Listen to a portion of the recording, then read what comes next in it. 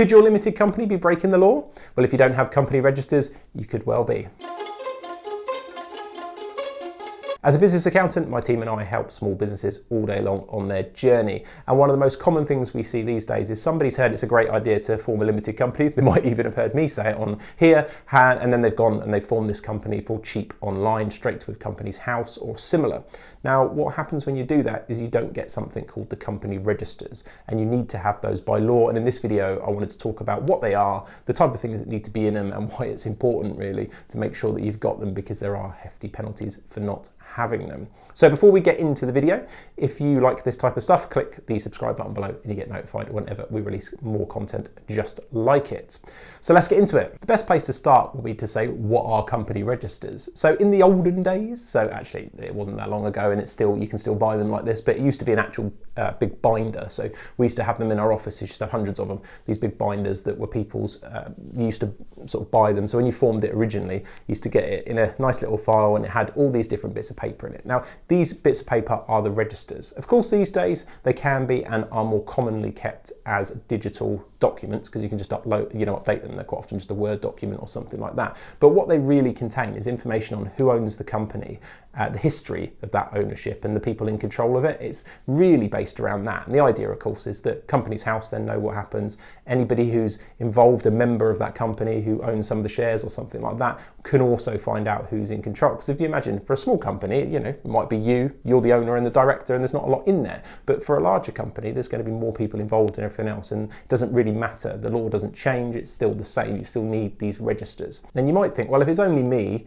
why bother? Well, apart from the potential 5k plus fine for not actually holding these registers if they're looked, is that sometimes you need them. So if you're looking for potential investment, or you want to sell the business or something like that, quite often they're asked. So we get involved with some larger property transactions on occasion, and they're always asked for. People want to see the certified registers. What are the actual legal documents that exist of the company ownership and prove the ownership, these kind of things. So you do on occasion need them, but ultimately the main reason you're going to want them is you need them by law. And that piece of law is called the Companies Act 2006, if you're interested. Now, in terms of what registers you have to keep, sometimes there's some optional ones included, but generally you're going to need a register of directors, and their residential addresses. You're going to need one of secretaries, if you've got company secretaries in there. You're going to need a people with significant control register, which is all about, that's another whole video probably, but it's a register that says, most of the time it's going to be, if it's just you and you're the shareholder and you're director, you be on there, because you're really in control of that business. So you'll be on there, but there are very set things about who should be on there depending on what criteria you meet. So you need those bits, and you need, of course, a register of members, which is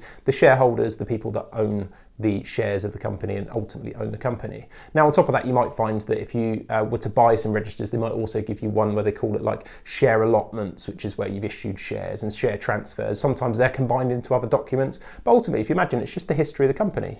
We issued these shares on this day, they were then transferred to X or Y, these people were directors, they're now not, this was their address, this is now not, and it's all that history in there. So that's there. And as I say, digital or literally, I've seen them. I saw one this week actually where they had the old binder, but we're seeing more and more limited companies where people are forming them online and they just don't have them. Now, we mentioned digital, so the next question would be, well, where do I need to keep them?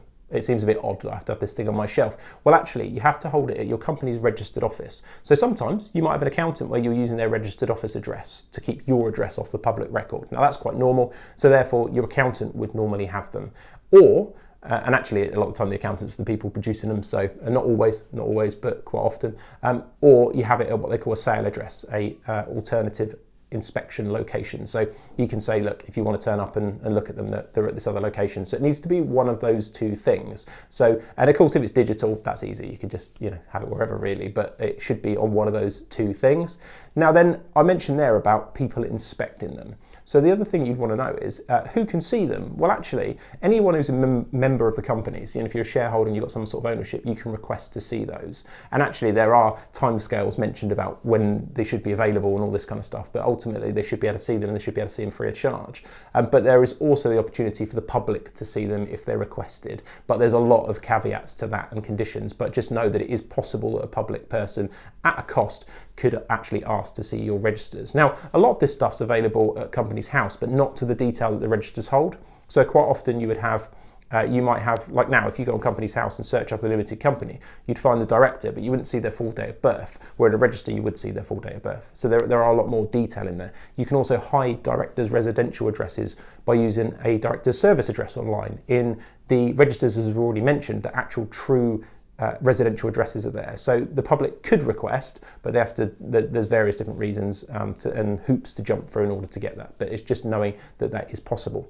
Now, I mention it, and I wouldn't suggest you'd probably ever want to do this, but there are the options. Back in June 2016, I believe it was, you could choose to actually, I can't be bothered to keep my registers here, like in my registered office. What I want to do is put them on Companies House. So there is the option to have it all publicly displayed. But why you'd want to do that, I don't know, because of course, for the reasons we just said, all of your personal details are going to be all in the public domain. But if someone has done that, you'll see on Companies House there's a little tab for registers and you can actually see the docs. But that is possible.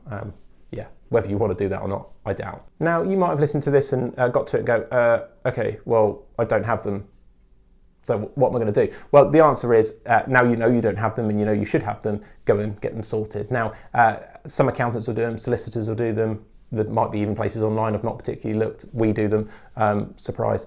So there is that option. You can go and get them sorted. Now, the reason you'd want it, I mean, apart from the reasons I've said, is there is a big fine potentially if you don't have them. They're a legal document, you should have them. But it's nothing to stress about. You can get them done. They're not, or you could put them together yourself if you really wanted to. There's enough information on the web. I'm sure if you Google it to be able to put it together, it just depends how much time you've got in your hands and how much you're concerned about making sure they're right. But there is that option there. So yeah, go and get it fixed. It won't take you very long to sort it out. And if you do need any help with that, of course, you can get in contact with us and we can talk to you about that. So if you've enjoyed this and you know some other limited company owner that potentially doesn't have these registers, please do share this video with them and make sure they're aware of their obligations. So that's it for this one. I'll see you in the next one.